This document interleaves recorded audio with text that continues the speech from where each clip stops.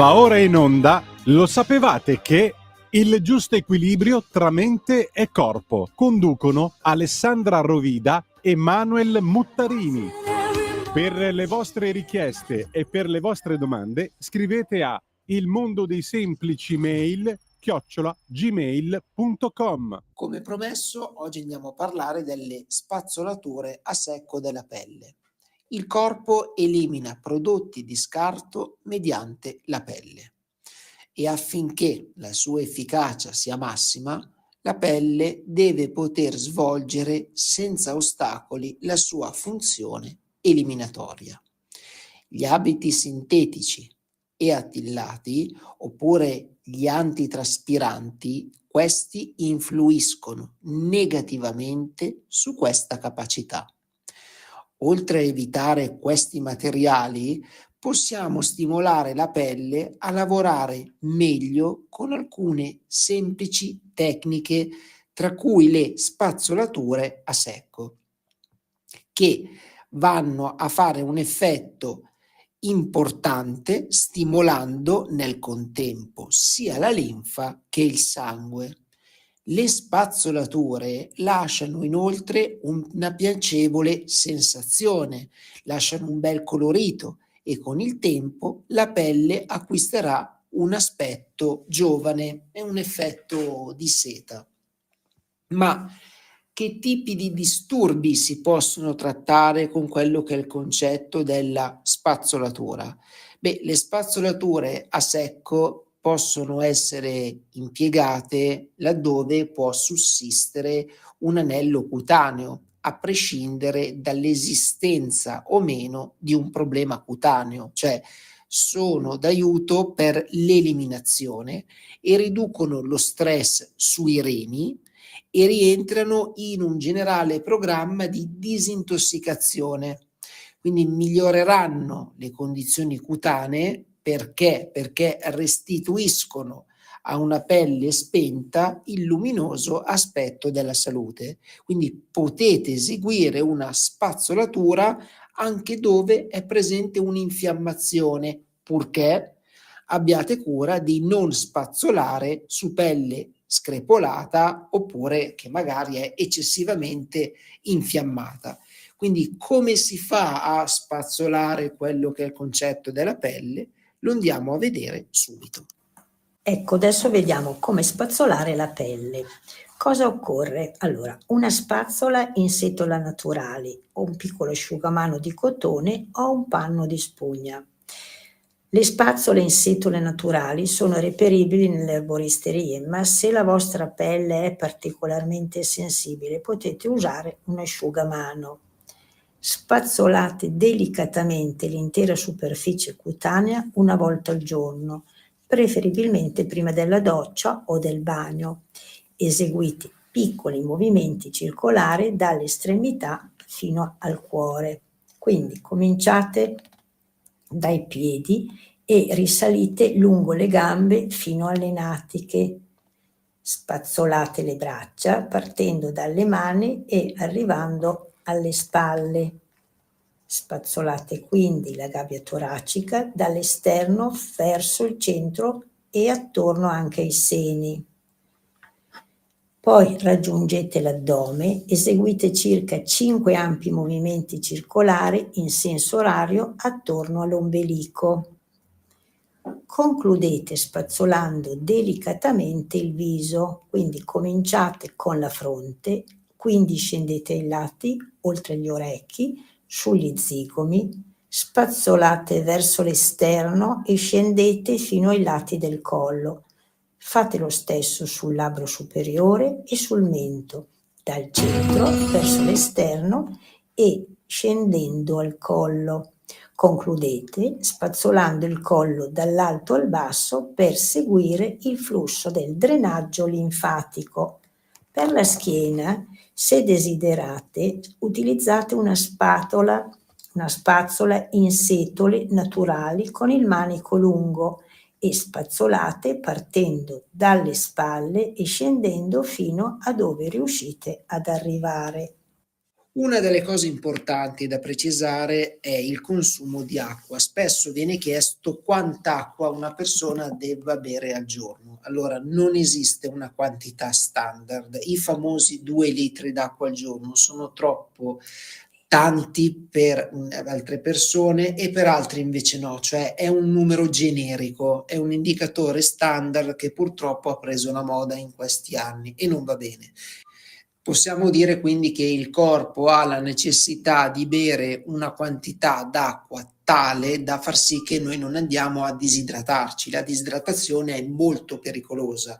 Bisogna sempre bere una certa quantità d'acqua quando magari avete episodi di diarrea, però dovete sempre bere una quantità d'acqua a piccoli sorsi, ok? Non andare a bere un bicchiere proprio di colpo, ma pian pianino per fare in modo che l'intestino si ridrati, e poi anche quando avete la febbre. Quindi, a maggior ragione, la spazzolatura aiuta perché?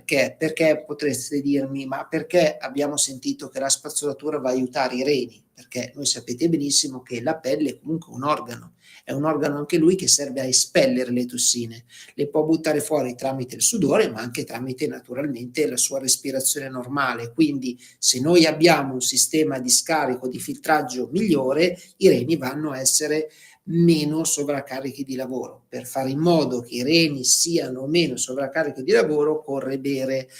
Si preferisce bere dell'acqua, che sia acqua gasata o acqua naturale, va a vostro piacere. Naturalmente quello che è il discorso di bibite oppure elementi alcolici non sono il massimo. Perché? Perché le bevande gassate o le bibite zuccherate contengono un alto tasso di zucchero e questo non va bene perché state in poche parole ingerendo dello zucchero, oltre al fattore di additivi che arrivano sempre a chiedervi sempre più una quantità di bere, non siete mai sazi, acquistate peso e poi l'intestino si va a dilatare perché è troppo fermentato, non è il massimo.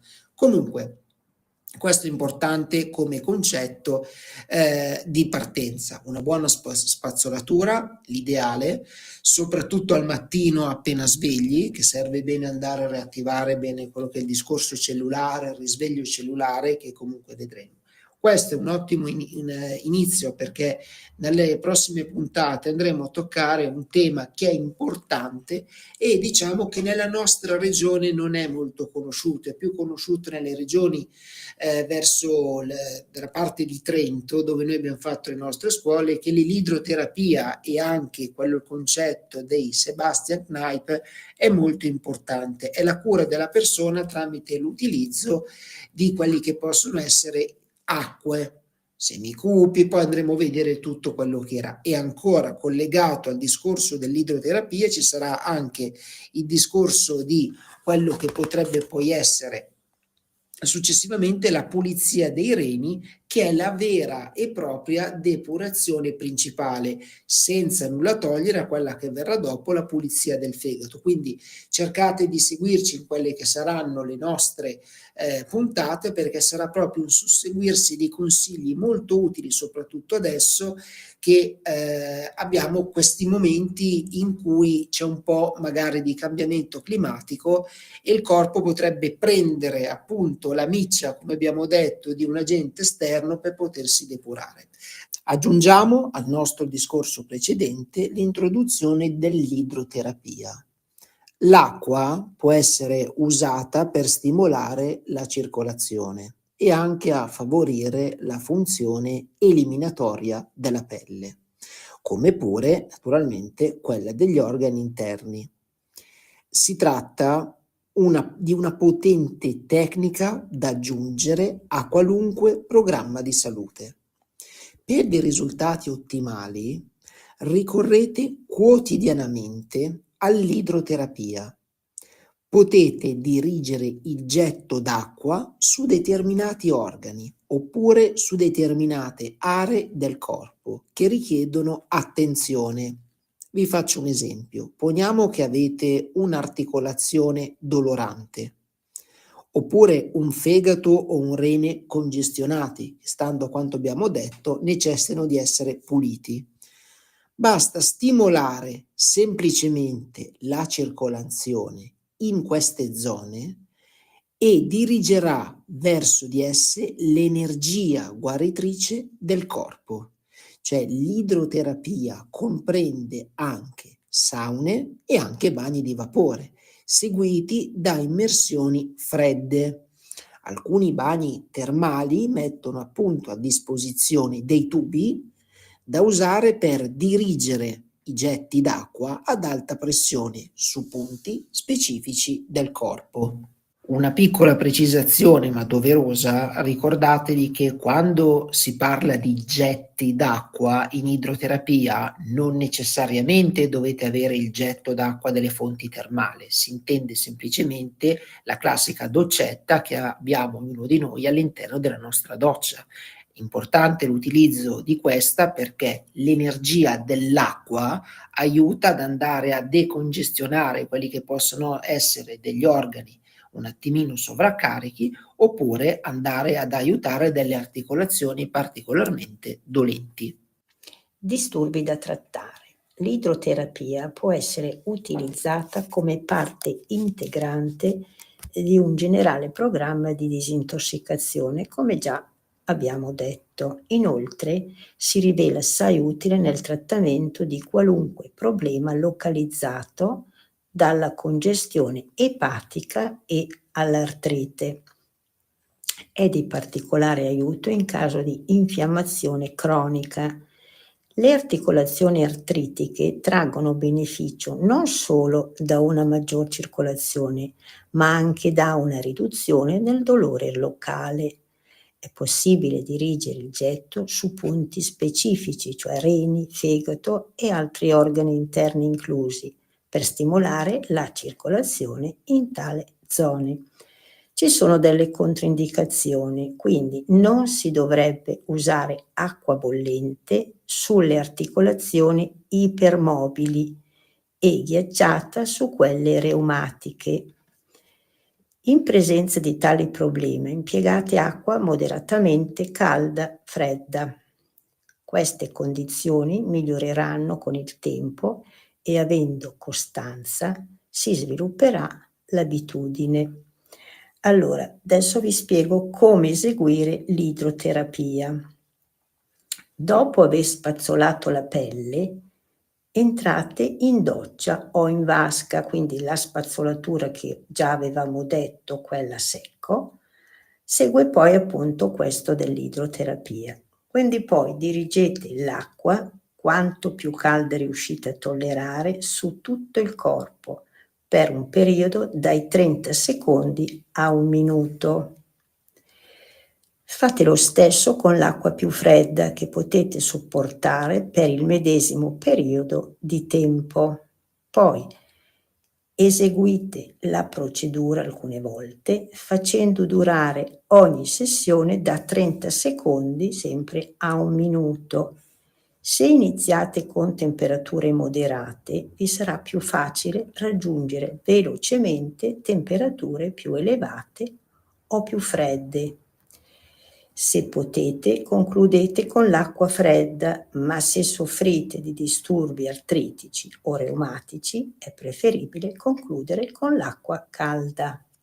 I consigli dell'idroterapia sono sempre a scopo informativo. Ricordatevi sempre che questi sono consigli per situazioni generali dove non c'è nulla di preoccupante o nulla di serio, come il classico pediluvio prima di andare a dormire che aiuta a conciliare il sonno, oppure un pediluvio di acqua fresca, non fredda, lontano dai pasti, aiuta il fattore circolatorio. Però ricordatevi sempre che seppure è una tecnica naturale, è una tecnica olistica, necessita sempre della supervisione di un professionista, anche perché l'idroterapia da sola non vi aiuta a togliere il problema.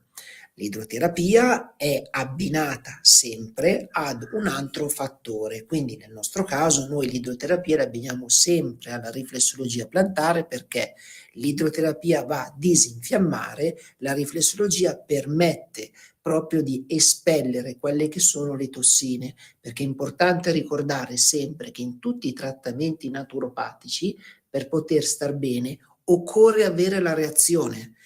Se voi non avete la reazione degli organi emuntori, e attenzione, gli organi emuntori sono gli organi spazzini, cioè sono coloro che sono responsabili del vostro benessere, ma sono dei filtri, quindi sono un po' come dei depuratori. E vi ricordo che questi depuratori sono la pelle, i polmoni, l'intestino, il fegato, i reni, sono tutti gli organi che abbiamo trattato finora. Se gli organi emuntori non funzionano bene, quindi non buttano fuori dal vostro corpo le tossine, in automatico è un problema. Se invece hanno l'energia necessaria e la vitalità per darvi un effetto di malessere, ma funzionano, so che per quanto riguarda il discorso di come siamo cresciuti può essere il contrario, ma credetemi, è un toccasana perché state bene e loro sono in piena attività. Quindi ricordatevi sempre che la reazione dopo un trattamento di qualsiasi genere olistico è voluta ed è il toccasana del trattamento. Grazie per essere rimasti con noi. L'appuntamento è per la settimana prossima, dove andremo a vedere come avere una pulizia intestinale ottimale. Per le vostre richieste e per le vostre domande scrivete a ilmondodeisemplicimail@gmail.com.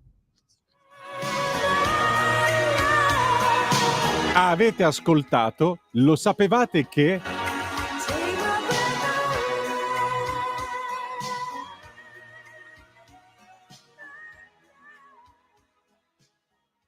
Omar dropped it.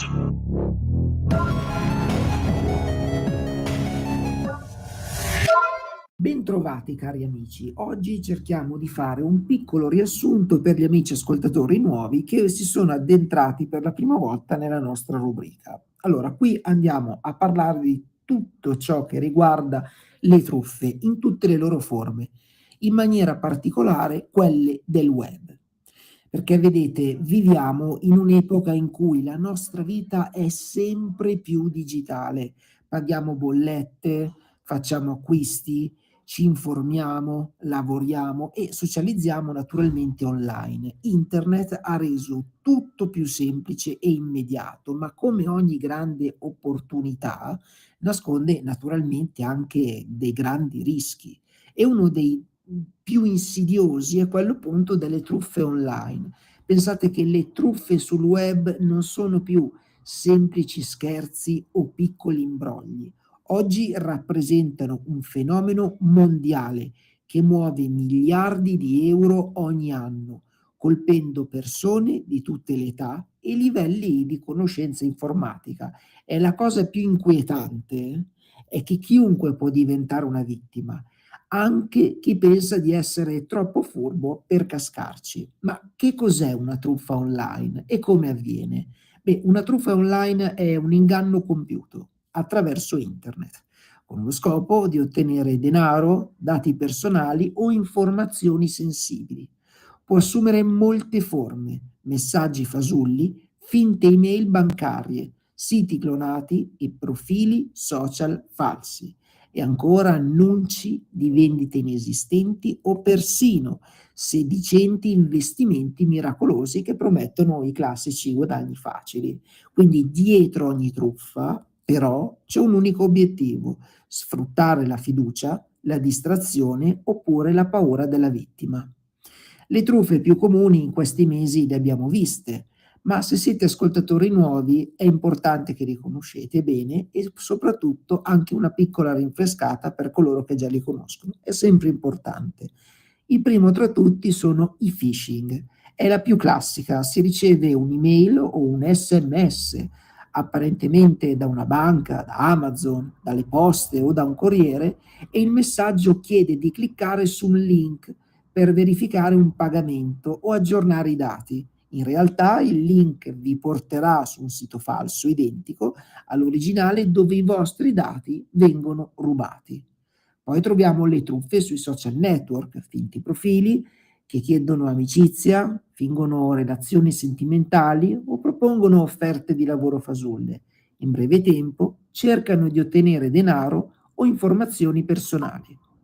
Poi troviamo le truffe sugli acquisti online. Queste si trovano su prodotti a prezzi troppo vantaggiosi su siti non affidabili o su marketplace gestiti da privati. Dopo aver pagato, la merce non arriverà mai o si riceve un oggetto completamente diverso. Truffe sugli investimenti o sulle criptovalute. Vengono pubblicizzate piattaforme che promettono rendimenti altissimi e rapidi. Si inizia investendo poco, magari guadagnando all'inizio, ma poi tutto svanisce. E infine troviamo le truffe sentimentali. Qui il truffatore si finge una persona innamorata o in difficoltà, conquista la fiducia della vittima e poi le chiede denaro per problemi improvvisi. E queste truffe sono devastanti non solo economicamente, ma anche sul piano emotivo. Ma perché cadono tutti in queste truffe? La domanda è spontanea, però com'è possibile che così tante persone, anche istruite o esperte, cadono in trappola? La risposta è semplice: le truffe non puntano sulla nostra intelligenza, ma sulle nostre emozioni. I truffatori giocano su tre leve principali: la paura, il tuo conto sarà bloccato se non agisci subito, oppure l'avidità, hai vinto un premio, oppure questo investimento raddoppia in 2 giorni, e ancora la fiducia. Ti scrivo dalla tua banca, oppure sono un tuo amico in difficoltà. In quel momento nessuno riesce a ragionare ed è lì che perdiamo il controllo. Come difendersi? Naturalmente ci sono assolutamente dei modi per difendersi e ve li elenco subito. Diffidate sempre da messaggi urgenti oppure sospetti.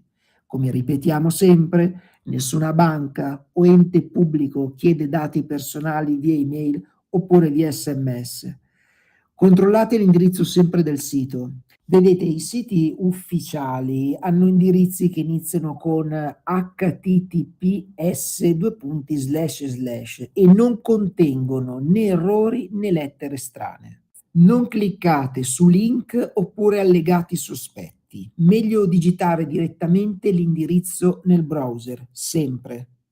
Usate password complesse e diverse per ogni servizio. Meglio ancora se gestite ad esempio un password manager, che così vi aiuterà sempre. E attivate sempre dove è possibile l'autentificazione a 2 fattori. Dove possibile, ripeto, è uno dei sistemi più efficaci contro il furto d'identità. Aggiornate sempre dispositivi e antivirus, perché le falle di sicurezza vengono corrette solo con aggiornamenti regolari. E non fidatevi mai di offerte troppo belle per essere vere, perché di solito non lo sono affatto. E fate attenzione alle emozioni. Se un messaggio vi mette fretta, paura o entusiasmo improvviso, fermatevi un momento, perché è proprio quello che loro vogliono. Ma naturalmente cosa fare qualora, come può capitare, si cade in una trappola del genere? Nessuno è immune e se ci si accorge di essere vittima di una truffa bisogna bloccare immediatamente carte e conti correnti, contattando la banca oppure la piattaforma coinvolta. Cambiate subito tutte le password dell'applicazione che avete utilizzato. Conservate le prove, queste sono importanti, conservate le prove come i messaggi, le email, i numeri e i link e presentatela alla denuncia di polizia postale. Quindi andate alla polizia postale e dovete fare una denuncia con appunto delle prove di ciò che vi è successo e segnalate l'accaduto. Anche i siti oppure alle applicazioni usate possono bloccare l'account dei truffatori per prevenire le vittime. L'educazione digitale però rimane sempre l'arma migliore. La vera difesa contro le truffe online non è la tecnologia, ma è la consapevolezza. Occorre imparare e insegnare anche a tutti coloro che possono essere sia giovani oppure che non sono magari molto esperti del campo della tecnologia o agli anziani i segnali di pericolo. Internet può essere un luogo sicuro se lo si usa con intelligenza e spirito critico. Quando riceviamo un messaggio sospetto, fermiamoci un attimo e chiediamoci: mi stanno manipolando? Oppure è troppo bello per essere vero? Solo un secondo di riflessione può salvarci da settimane, da mesi o addirittura da anni di problemi. In definitiva, le truffe online non scompariranno mai, anzi continueranno ad evolversi diventando ogni anno più credibili. Ma noi naturalmente possiamo evolverci ancora di più e ancora più velocemente. La conoscenza, l'attenzione e la collaborazione sono le nostre difese migliori. Non dobbiamo avere paura di internet, dobbiamo imparare a usarlo con intelligenza e responsabilità, perché come in ogni truffa, il primo passo per non essere ingannati è sapere che il rischio esiste. Con questo io vi ringrazio per essere rimasti in nostra compagnia. Naturalmente l'appuntamento è per la settimana prossima, qui sempre su Radio Libertà, e qualora vi foste persi delle puntate precedenti dove siamo andati ad affrontare tema per tema tutto quello che abbiamo visto oggi, abbiamo affrontato bene che cos'era il phishing, come difendersi, abbiamo affrontato quelle che erano le truffe di finti lavori, di finti curriculum e anche le truffe sentimentali, che sembrerà ridicolo, ma credetemi sono quelle che colpiscono di più. Potete trovare tutto questo sul sito di Radio Libertà, andate nella sezione podcast e tornando indietro potrete ascoltare quante volte volete e prendere appunti su queste truffe. Mi raccomando, non abbattetevi, non abbiate mai paura della tecnologia che avete in mano, l'importante è avere una sana educazione su queste tecnologie per navigare sicuri e tranquilli. Mi raccomando, se vi serve qualcosa potete scriverci naturalmente sui nostri siti o sui nostri social. Alla prossima! Omar dropped it.